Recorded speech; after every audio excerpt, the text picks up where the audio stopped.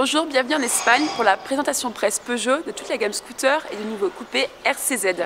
Alors d'habitude je travaille avec Franck, mais là j'en ai trouvé un autre un peu plus performant. Franck Montagny, pilote officiel des 24 heures du Mans. Là il va m'amener faire un petit tour pour montrer ce qu'elle a dans le ventre.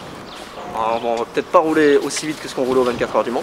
On va pas utiliser cette voiture, on va utiliser la diesel qui est là-bas, qui doit être tout aussi efficace et on va passer un bon moment. Bah, ça marche, je te suis. Tout à l'heure.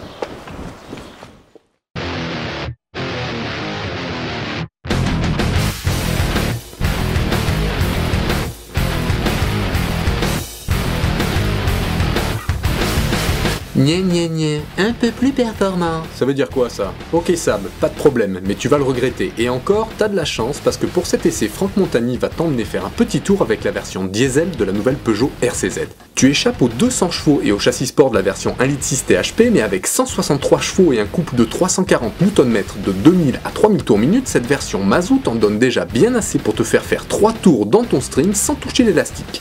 Rira bien, qui rira la dernière. Bon ben voilà, on a démarré avec la nouvelle Peugeot RCZ. Belle voiture pour le Mans? Non, c'est le diesel, c'est pareil, mais un peu plus de poids et un peu moins de tonnerre, donc on va peut-être pas prendre ça.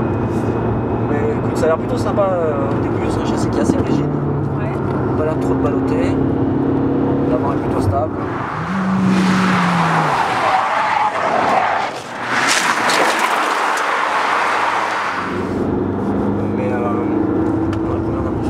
J'ai l'impression que le train arrière est quand même bien collé.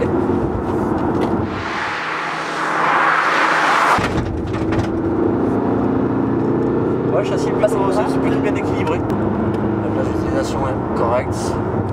Ouais, je dirais que ça marche entre 2005 et 3005, 3007, mais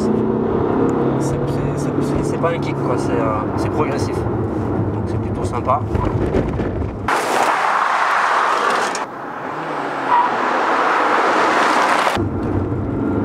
Un petit peu de chavirage sur le placement dès qu'on met le frein, c'est intéressant, assez joueur quand même, un petit peu. Et après quand on relâche le frein quand même l'avant, on a tendance à se mêler un petit peu. Mais c'est plutôt bien équilibré pour une voiture de ville.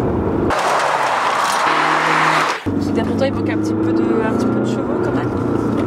Ou ça suffit hein? Oh, je pense que ça suffit pour une utilisation urbaine. C'est quand même, l'intérieur est super sympa. Je pense que c'est largement suffisant. Mais c'est vrai que j'aimerais peut-être plus. Disons que c'est un diesel et que la plage d'utilisation est assez longue. Oui. C'est 2005 quand même, plus que ça, jusqu'à 4003.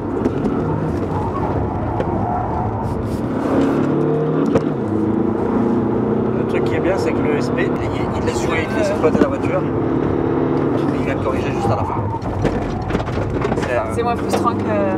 Ouais, c'est moins frustrant que les voitures qu'on a l'habitude de conduire où vraiment... Ça corrige tout de suite la... Voilà, ça corrige dès que ça fait un peu de...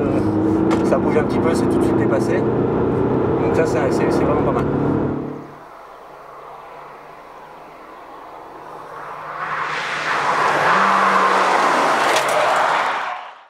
Vous l'aurez compris, la RCZ est une voiture particulièrement plaisante à conduire. Elle se démarque par un châssis très sain et très performant et par une motorisation diesel de la même trempe. Les plus acharnés pourront se tourner vers les 200 chevaux du 1,6 litre THP encore plus rageur qui bénéficie d'origine d'un châssis sport et qui rend le coupé Peugeot encore plus efficace à l'attaque.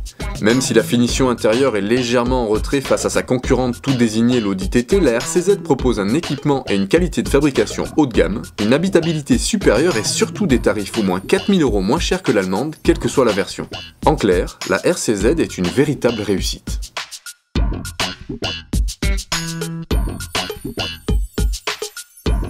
Bon allez Franck, là tu m'as montré ce que tu savais faire sur 4 roues. Maintenant tu vas faire la même chose, mais avec 2 roues en moins.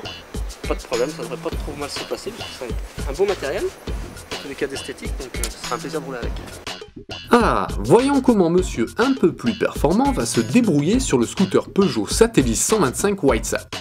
Je suis prêt, on y va.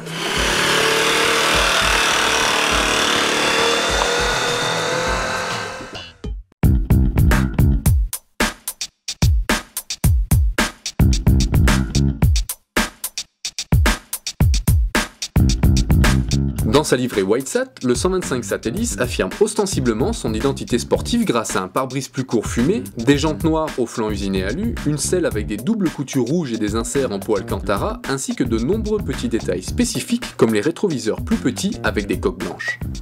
Dès les premiers tours de roue, l'effet compresseur se fait immédiatement sentir. Les accélérations sont musclées pour cette cylindrée et le WhiteSat atteint rapidement sa vitesse maxi aux environs de 120 km/h.